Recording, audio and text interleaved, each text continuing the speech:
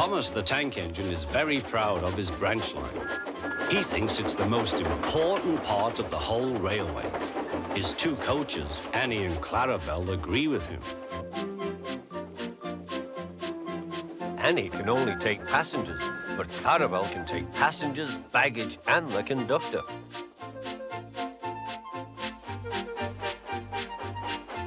They are both old and need new paint, but Thomas loves them very much.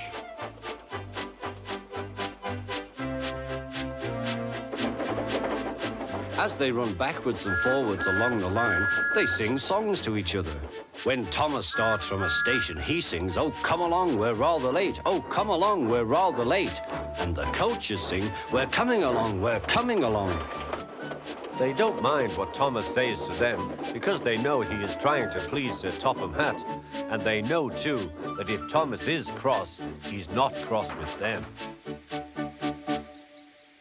One day they had to wait for Henry's train, which made Thomas very cross. How can I run my line properly if Henry is always late? He doesn't realize that Sir Topham Hatt depends on me.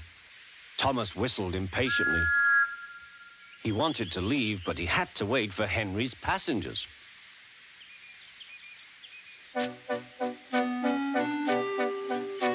At last, Henry came.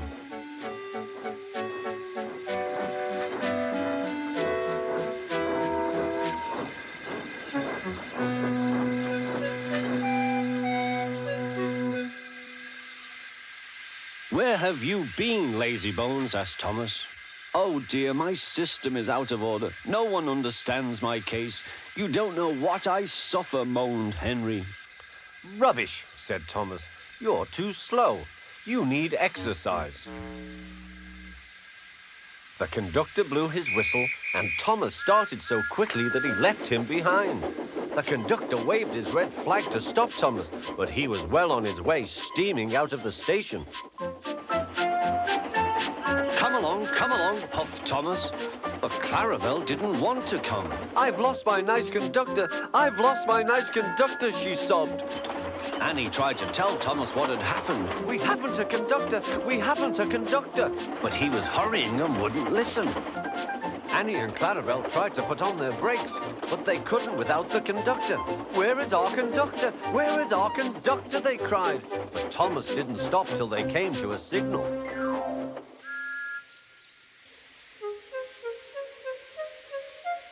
"Bother that signal," said Thomas. "What's the matter?"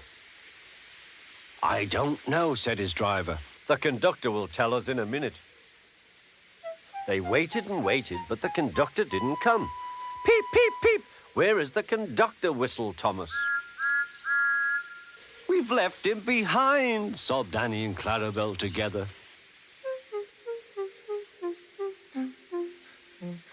Everyone looked, and there he was, running as fast as he could along the line with his flags in one hand and his whistle in the other.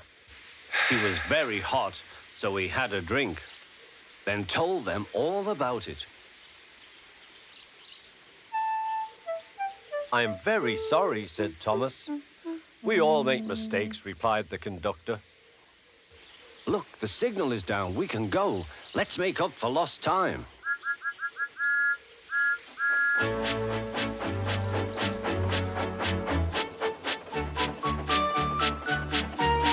Annie and Clarabelle were so pleased to have their conductor again that they sang "As fast as you like, as fast as you like" to Thomas all the way.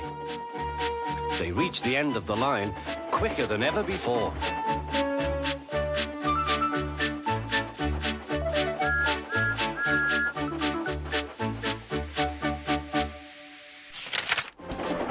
When Thomas puffed along his branch line, he always looked forward to something special.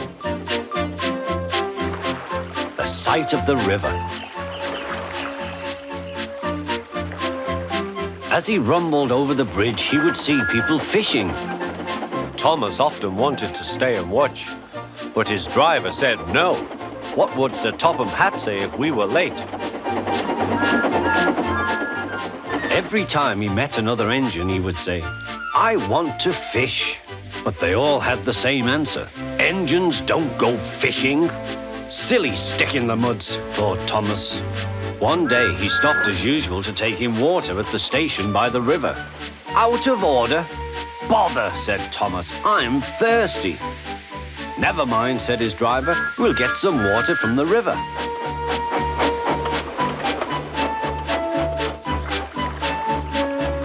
They found a bucket and some rope and went to the bridge.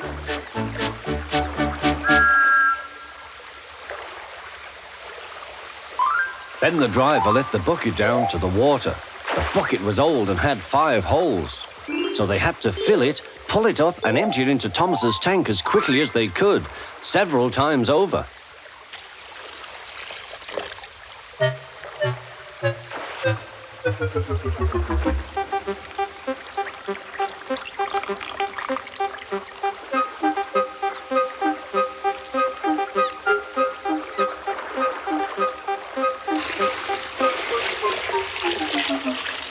They finished at last. That's good, puffed Thomas, and Annie and Clarabel ran happily behind.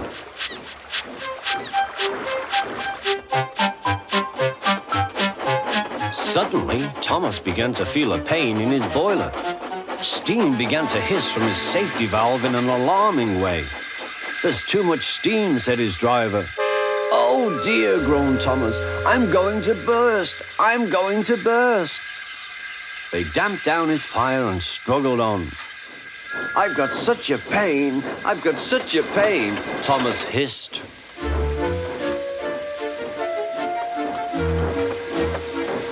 They stopped just outside the last station, uncoupled Annie and Clarabel, and ran Thomas, who was still hissing fit to burst, on a siding right out of the way.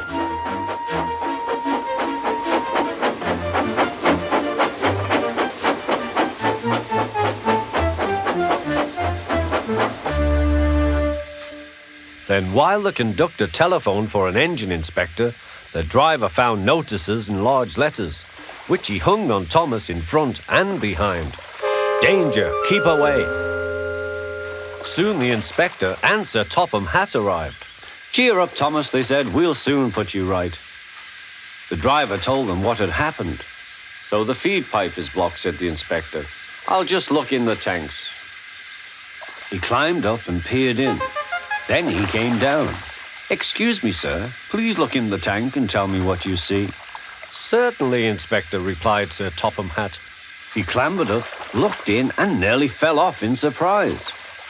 Inspector, he whispered, can you see fish? Gracious goodness me, how did the fish get there, driver? We must have fished them from the river with our bucket, replied Thomas's driver. Well, Thomas, so you and your driver have been fishing, but fish don't suit you. We must get them out. They all took turns at fishing in Thomas's tank, while Sir Topham Hatt looked on and told them how to do it. When they had caught all the fish, they had a lovely picnic supper of fish and chips. That was good, said Sir Topham Hatt. But fish don't suit you, Thomas, so you mustn't do it again. No, sir, I won't, said Thomas sadly. Engines don't go fishing. It's too uncomfortable. Autumn had come to the island of Sodor. The fields were changing from yellow stubble to brown earth, and a tractor was hard at work as Thomas puffed along.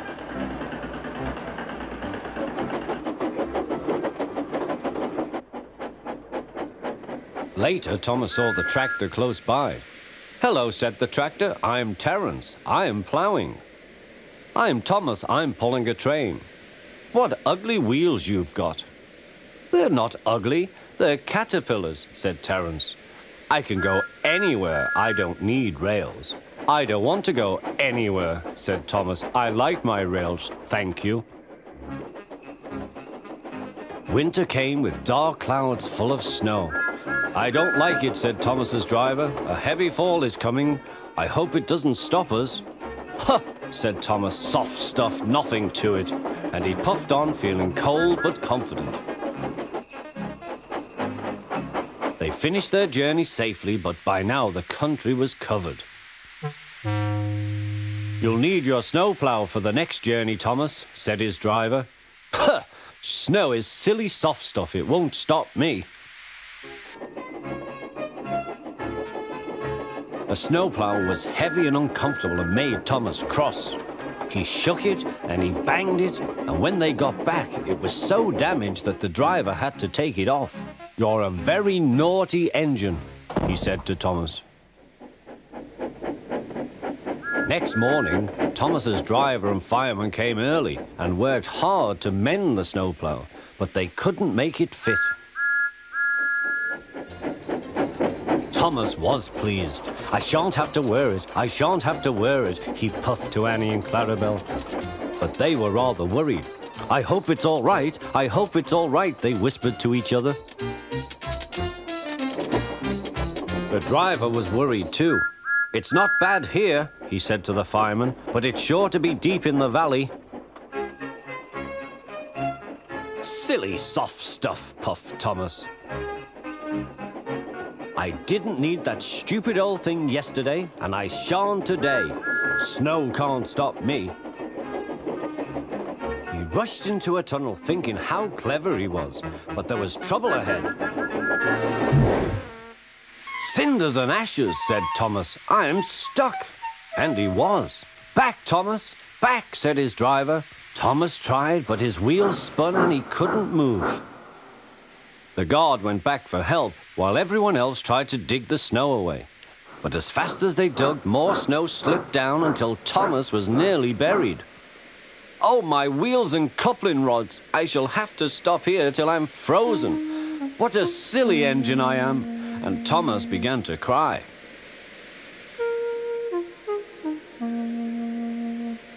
At last, a bus came to rescue the passengers.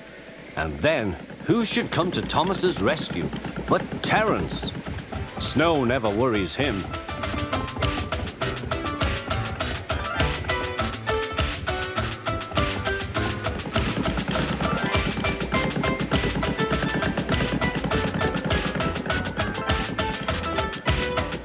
He pulled the empty coaches away, then came back for Thomas. Thomas's wheels were clear, but still spun when he tried to move. Terence tugged and slipped and slipped and tugged, and at last dragged Thomas clear of the snow, ready for the journey home.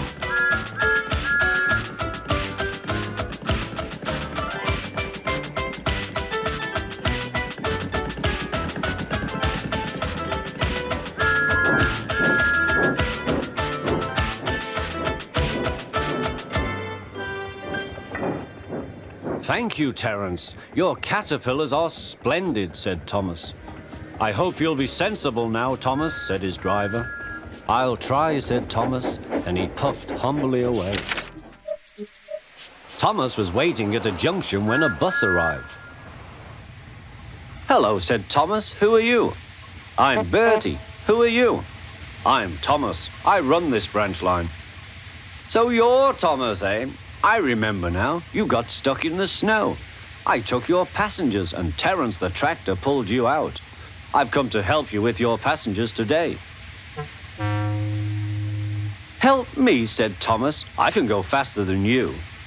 "You can't," said Bertie. "I can," huffed Thomas. "I'll race you," said Bertie. The drivers agreed to the race going ahead. The station master said, "Are you ready? Go." Thomas never could go fast at first, and Bertie drew in front. "Why don't you go fast? Why don't you go fast?" called Annie and Clarabel. Wait and see," hissed Thomas. "He's a long way ahead," they wailed. But Thomas didn't mind. He'd remembered the level crossing.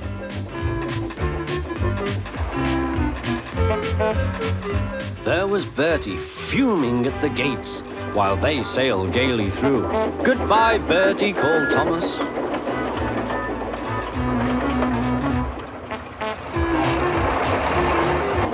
After that, the road left the railway, so they couldn't see Bertie.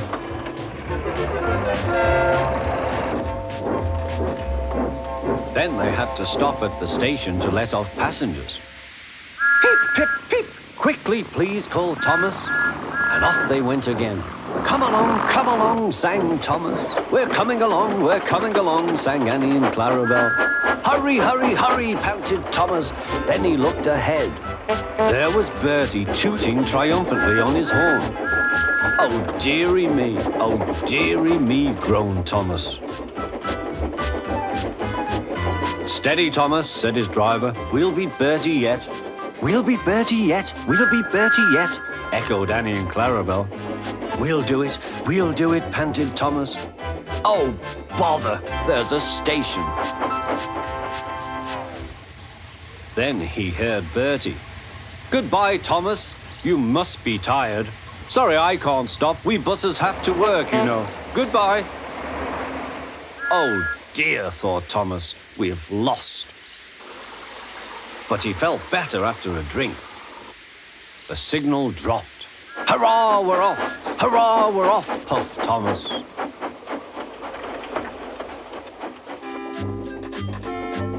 As they crossed the bridge, they heard an impatient honk, honk. There was Bertie waiting at the traffic lights. He started with a roar and chased on after Thomas again. Now Thomas reached his full speed. Bertie tried hard, but Thomas was too fast. Whistling triumphantly, he plunged into the tunnel, leaving Bertie toiling far behind.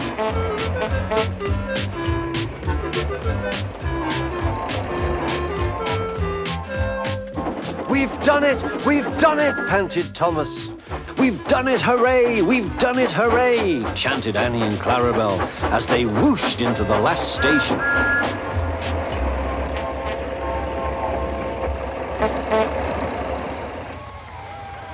Everyone was there to celebrate Thomas's victory, but they gave Bertie a big welcome too.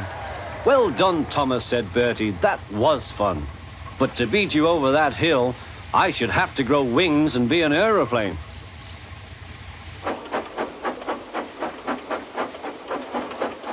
They now keep each other very busy. They often talk about their race, but Bertie's passengers don't like being bounced like peas in a frying pan. And Sir Topham Hatt has warned Thomas not to race at dangerous speeds. So although, between you and me, they would like to have another race, I don't think they ever will. Do you?